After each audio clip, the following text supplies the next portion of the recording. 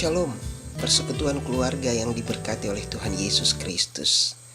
Puji dan hormat bagi Tuhan atas perkenannya kita dapat kembali mengambil bagian bersama dalam ibadah persekutuan keluarga di malam hari ini.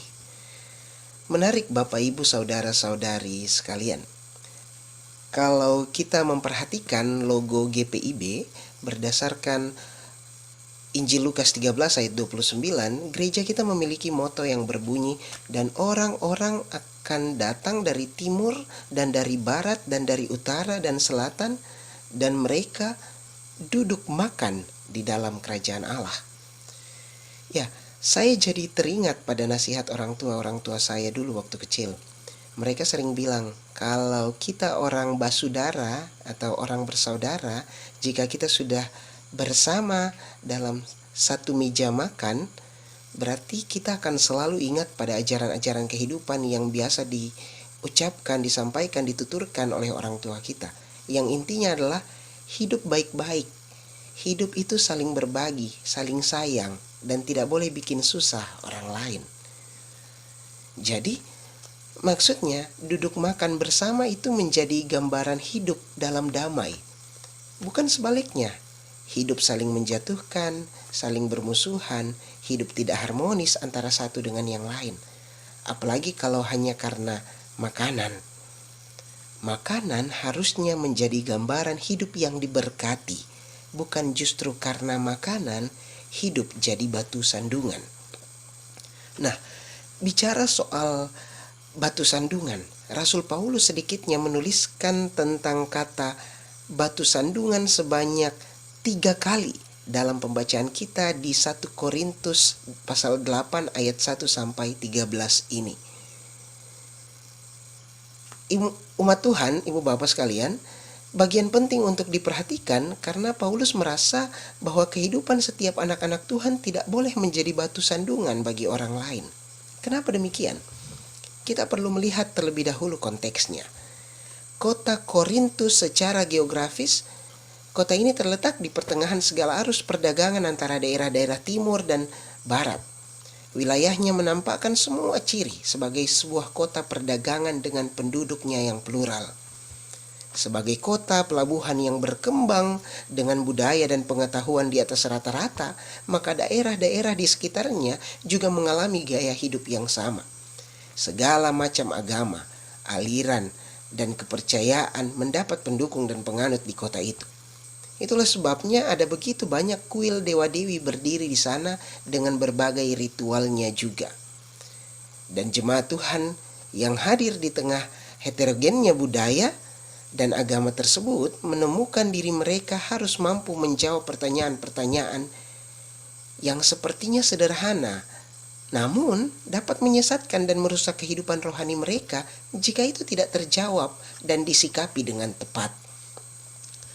Nah, beberapa di antara pertanyaan-pertanyaan itu berkaitan dengan kebiasaan orang-orang Korintus, sehubungan dengan makanan dan gaya hidup.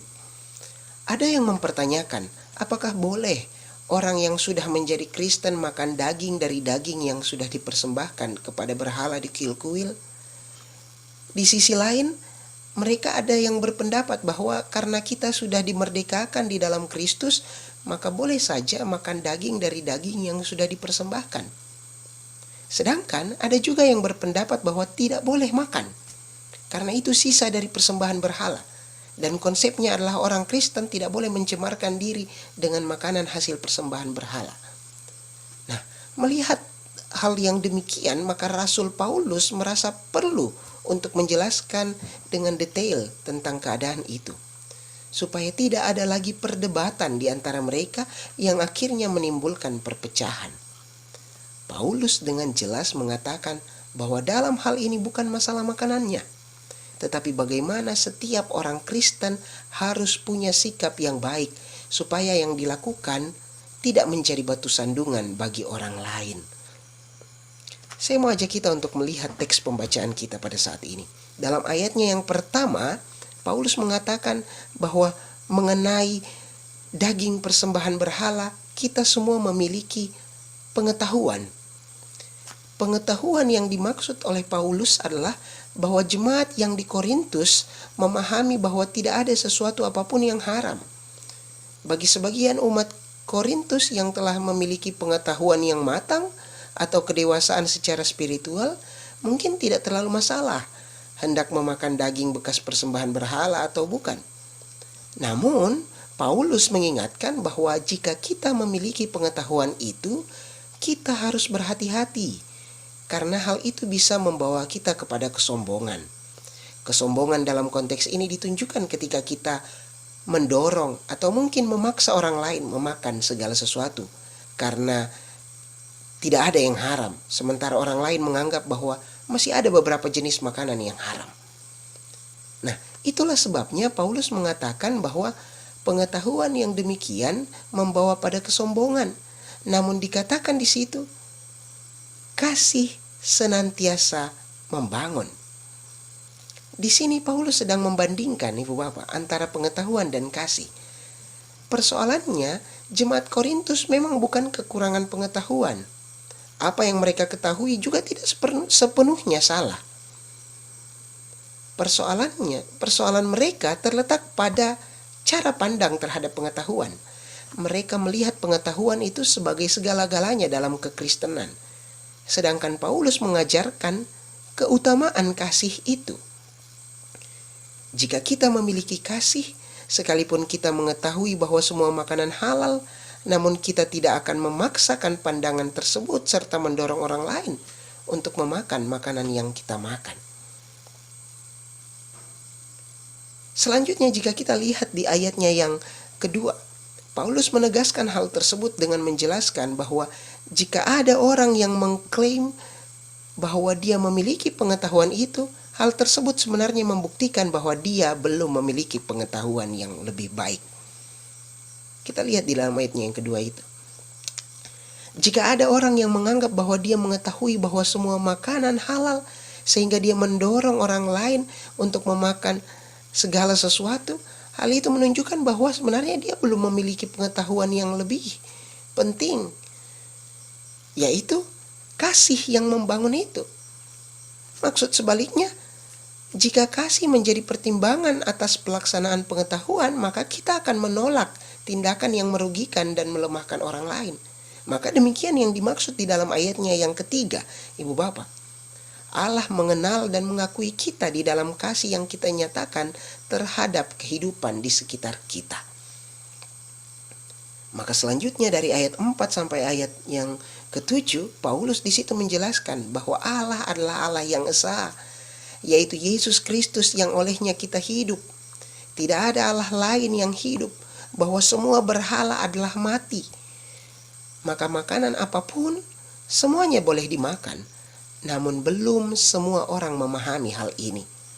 Karena itu Ibu Bapak, kita tidak perlu memaksakan pandangan ini, apalagi memperdebatkannya. Namun kita perlu memahami bahwa makanan tidak akan membawa kita semakin dekat ataupun semakin jauh dari Allah. Itulah yang ditekankan oleh Paulus di dalam bagian ayatnya yang ke-8. Paulus mengatakan bahwa kita tidak akan rugi apa-apa jika kita tidak makan. Dan sebaliknya, kita pun tidak akan untung apa-apa jika kita memakannya. Jadi, yang tidak makan tidak akan merasa rugi, dan yang makan pun tidak akan merasa untung. Artinya bukan makan atau tidak makan makanan yang dipersembahkan kepada berhala, atau baik tidaknya hidup kita yang menentukan keberadaan kita di hadapan Allah. Tapi seperti di ayatnya yang ke-8, namun rasa bersalah dan telah merasa ternoda lah yang membuat kita akhirnya semakin menjauh dari Allah. Ibu bapak, saudara-saudari yang dikasihi oleh Tuhan kita Yesus Kristus, setelah Paulus menjelaskan tentang hal itu, bahwa makanan tidak akan membawa kita semakin dekat atau semakin jauh dari Allah, dia memberikan satu pengajaran yang sangat mendasar, yaitu berhati-hatilah terhadap pengetahuan yang kita miliki. Jangan biarkan pengetahuan di dalam kebebasan yang Allah berikan di dalam Kristus itu menjadi batu sandungan dan melemahkan orang-orang percaya lainnya. Jika kebebasan kita menjadi batu sandungan bagi orang lain, maka pada hakikatnya kita berdosa terhadap Kristus. Apa yang diajarkan oleh Paulus dalam bagian pembacaan ini adalah sekalipun tidak ada makanan yang haram, sekalipun kita memiliki kebebasan memakan segala jenis makanan, namun jika hal itu menjadi batu sandungan bagi saudara kita seiman, maka kita telah berbuat dosa dan berdosa terhadap Kristus. Mengapa? Karena kebebasan kita itu telah kita pergunakan untuk menjadi batu sandungan bagi saudara seiman. Bagaimana bisa? Karena saudara kita yang masih membutuhkan tuntunan dan olehnya Kristus telah mati, akhirnya menjadi binasa. Karena mengikuti sikap hidup kita yang semestinya dapat menjadi teladan baik bagi mereka. Darah Kristus yang tertumpah menjadi sia-sia oleh pengetahuan kita yang tak dapat menjadi tuntunan dan teladan bagi saudara-saudara kita dengan baik. Itulah sebabnya kalau kita lihat di dalam ayatnya yang ke-13 bagian terakhir pembacaan kita, Paulus mengatakan bahwa dia tidak akan makan daging jika hal itu menjadi batu sandungan bagi orang Kristen lainnya. Inilah komitmen yang diambil Paulus. Hal ini dia lakukan bagi kepentingan umat Kristen lainnya. Paulus mengambil komitmen ini karena dia mengasihi umat Kristen lainnya. Dan dia tidak mau menjadi batu sandungan. Sekalipun dia mengetahui bahwa semua makanan halal, namun dia rela menahan diri untuk tidak memakan sesuatu yang bisa menjadi batu sandungan bagi orang lain. Umat Tuhan, dari sini kita dapat memahami bahwa inti dari pengajaran ini bukanlah hanya sebatas soal makanan, tetapi soal kasih yang membangun, soal kebebasan yang kita miliki supaya tidak menjadi batu sandungan bagi orang lain. Kalaupun Paulus membahas mengenai makanan dalam konteks ini, hal itu dikarenakan adanya pertanyaan yang tadi saya katakan di awal, yang muncul dari jemaat di Korintus. Namun Paulus di sini lebih berfokus pada membangun sikap hidup umat Kristiani yang penuh kasih, bahkan dalam konteks perbedaan sekalipun. Maka umat Tuhan, dari sini apa relevansinya bagi hidup kita hari lepas hari? Yang pertama, memiliki pengetahuan dapat membuat hidup kita bijak, termasuk bijak untuk tidak menjadi batu sandungan kepada orang lain, seperti tentang makanan. Karena saat ini di sekitar kita ada juga orang, ada juga suku-suku, ada juga agama tertentu yang berpantang pada jenis makanan tertentu. Mungkin karena alasan kesehatan, aturan budaya, atau ketentuan agamanya. Bagi orang Kristen, bukan makanan dan minuman menjadi jaminan keselamatan hidup kita, tetapi hanya oleh kasih Yesus Kristus. Kalaupun makanan ataupun proses makan dapat menjadi sarana perjumpaan dalam hidup bersama, mari kita bangun dan pelihara itu dalam tatanan yang berlandaskan kasih, agar di dalamnya orang-orang menikmati dan mensyukuri hidup. Yang kedua, hidup dalam kasih Allah bukan sekedar pengetahuan belaka dan berhenti pada tataran kognitif atau pengetahuan, tetapi tercermin dengan sempurna dalam perbuatan dan perkataan orang-orang percaya yang dengan penuh sukacita melakukan apa yang merupakan ketetapan Tuhan bagi kita. Menjadi Kristen itu mudah, tetapi menghidupi kekristenan tidaklah mudah. Setiap kita dipanggil setelah menjadi Kristen untuk mempertahankan nilai-nilai kekristenan dalam sikap-sikap hidup yang baik dan bijak, bahkan dalam kebebasan sekalipun. Karena manusia Kristen tidak pernah mengenal kebebasan yang tanpa batas, melainkan kebebasan yang bertanggung jawab. Bertanggung jawab terhadap siapa? Terhadap Allah dan bagi sesama. Hal itu baik adanya, bahkan dapat kita terapkan dalam menghadapi berbagai persoalan masa kini, sehingga kita dapat menggunakan kebebasan dengan penuh tanggung jawab. Contohnya, dalam menggunakan kebebasan, hendaklah direnungkan terlebih dahulu. Apakah itu berguna? Apakah itu membangun? Apakah itu tidak merugikan orang lain? Apakah itu memuliakan Allah? Kalau semua jawabannya ya, lakukanlah. Kalau semua jawabannya tidak, janganlah kita lakukan. Kalau jawabannya ada ya dan tidak, pertimbangkanlah solusi yang terbaik atau alternatif lain. Kita memiliki kebebasan, tetapi kebebasan itu hendaknya digunakan dengan penuh tanggung jawab. Bagaimana caranya? Mazmur 111 ayat 9 sampai 10 mengingatkan kita bahwa kita sebagai umat Allah memang diberi kebebasan. Namun dalam melakukan apapun kita harus tetap memiliki hikmat dan akal budi, sehingga segala sesuatu yang kita lakukan tetap menjadi puji-pujian dan kemuliaan bagi Allah. Yang terakhir, Ibu Bapak, mensyukuri hari ulang tahun ke-70 Pelkat Gerakan Pemuda GPIB di hari ini kiranya mendorong sikap hidup orang-orang muda Kristen yang membangun cerminan hidup yang benar, bahkan dalam konteks hidup yang bebas sekalipun. Semua orang pasti menginginkan akan hal ini, apalagi para kaum muda. Tanpa kebebasan, rasanya hidup tidak begitu menarik, atau bahasa anak muda, nggak seru. Dengan adanya kebebasan, para kaum muda dapat berekspresi. Persoalannya ialah banyak orang muda yang salah menggunakan kebebasan, baik kebebasan yang dari Allah maupun dari orang tua.